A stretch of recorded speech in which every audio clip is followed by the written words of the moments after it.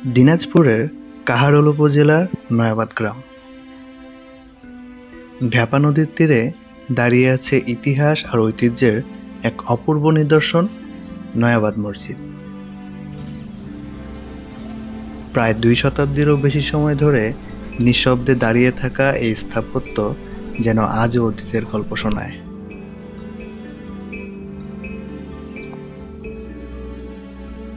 (1793 খ্রিস্টাব্দে মুঘল সম্রাট শাহ আলম দ্বিতীয়ের শাসনামলে এই মসজিদটি নির্মিত হয়।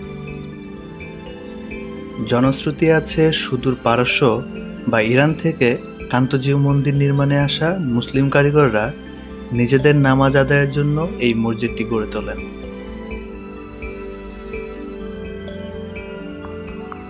এক 1.15 বিঘা জমির উপর অবস্থিত মাত্র 12 মিটার দৈর্ঘ্য আর 5 মিটার প্রস্থের এই ছোট্ট মসজিদটি আজ প্রত্নতাত্ত্বিক সম্পদ। 3টি গম্বুজ, 4 কোণে অষ্টভুজ মিনার আর দেয়ালে শৈল্পিক অলঙ্করণ, সব মিলিয়ে যেন এক অনন্য স্থাপত্য রূপ। পশ্চিম দেয়ালে রয়েছে মোট 3টি মিম্বার, যেগুলো মূলত মসজিদের 3টি মূল দরজা বরাবর নির্মাণ করা হয়েছে।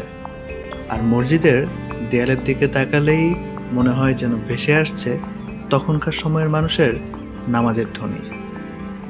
প্রায় 200 বছরেরও বেশি সময়ের ঝড়ঝাপটা আর প্রাকৃতিক ক্ষয়ে টেরাকোটা বা পোড়ামাটির অনেক অলঙ্করণ মুছে গেলেও যা রয়ে গেছে তা ইতিহাসের এক অমূল্য সম্পদ।